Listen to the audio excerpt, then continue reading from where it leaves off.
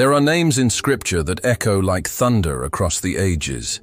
Abraham, the father of nations, Moses, the lawgiver, David, the king.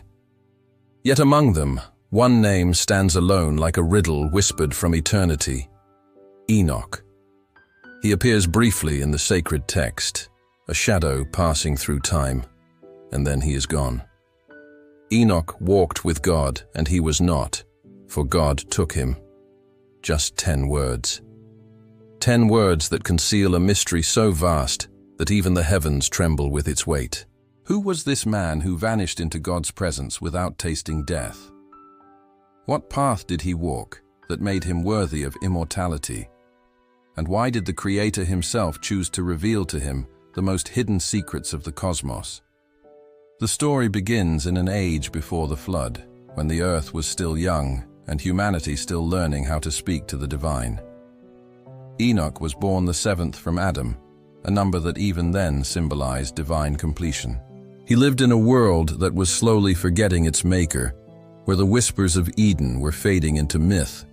Yet even in that age of growing darkness, something stirred within him, an unrelenting hunger for the presence of the one who breathed stars into being.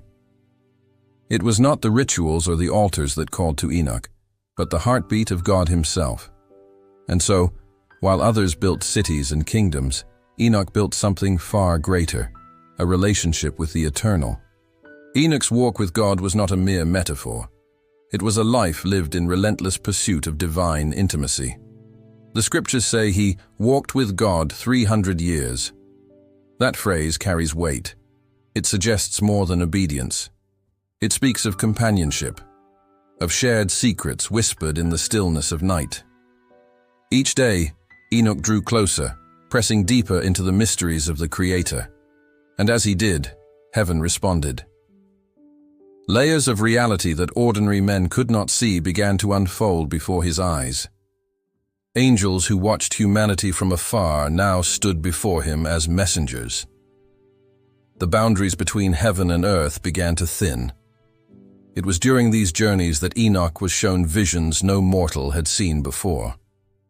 The veil of the cosmos parted, and he was lifted beyond the realm of men into the courts of the Almighty. He saw the places where the winds are born, and the chambers where the stars are named. He was shown the Watchers, powerful angels who descended to earth and broke their oath, corrupting creation with forbidden knowledge. And he was commanded to deliver a message of judgment, not only to humanity, but to those fallen beings themselves. Imagine the weight of that task, a man of dust sent to pronounce sentence upon celestial powers. Yet Enoch obeyed, for his allegiance was not to fear, but to the one who walked beside him. The deeper Enoch walked into the divine mystery, the more his nature began to change. Holiness reshaped him, wisdom clothed him, and light itself became his language. In the secret chambers of heaven, he was taught the workings of creation, the courses of the luminaries, the fabric of time, the hidden forces that bind the universe together. These were not mere curiosities, they were the building blocks of divine order. And Enoch was entrusted with them because he had proven himself faithful in the smallest of things. What began as a man's devotion was now being transformed into a cosmic mission. The heavenly scribes recorded Enoch's words, for they carried the weight of eternity. He wrote visions and prophecies, warnings and revelations, not only for his own generation, but for all that would follow. Some of those writings would echo down the centuries, shaping the understanding of angels, demons, and the destiny of mankind. His testimony became a bridge between the seen and unseen worlds, and in that role, Enoch was no longer just a man. He had become something far more. Then came the moment that defies human explanation.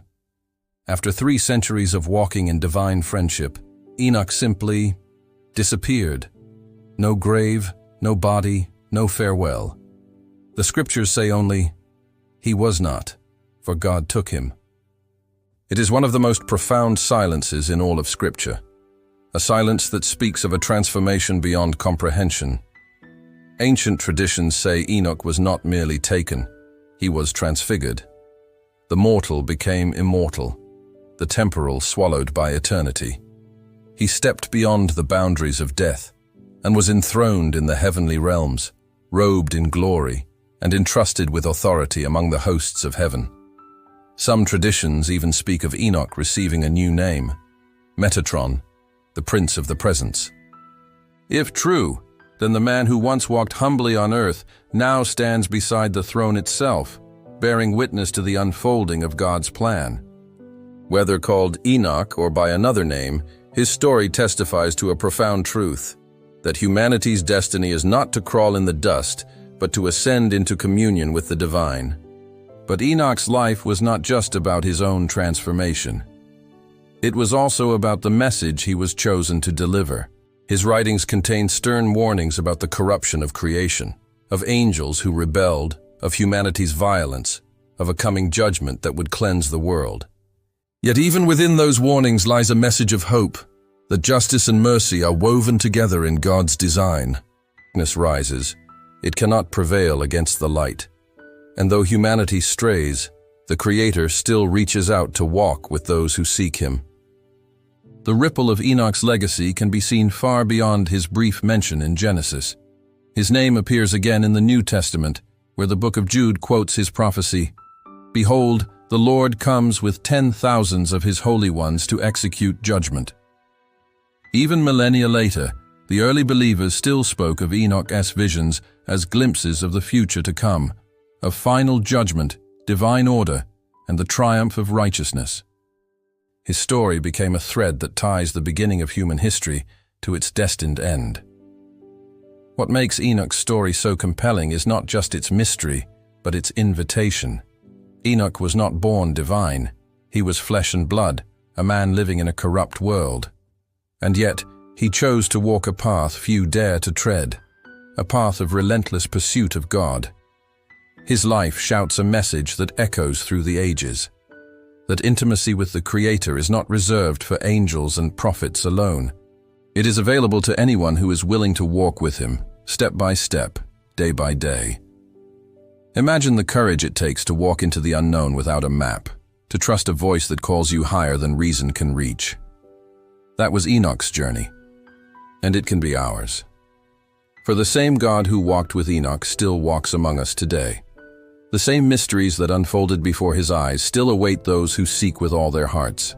And the same destiny that transformed a man into an eternal witness still lies before those who refuse to settle for the dust of this world.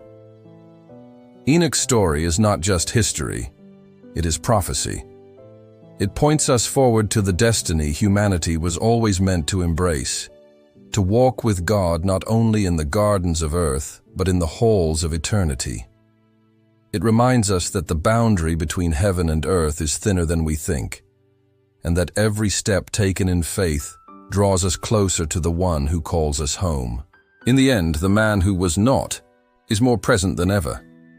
His voice still speaks from the pages of ancient texts, calling us to rise, to seek, to walk.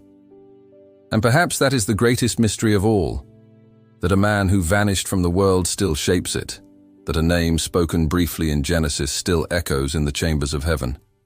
Enoch walked with God, and the path he walked is still open before us.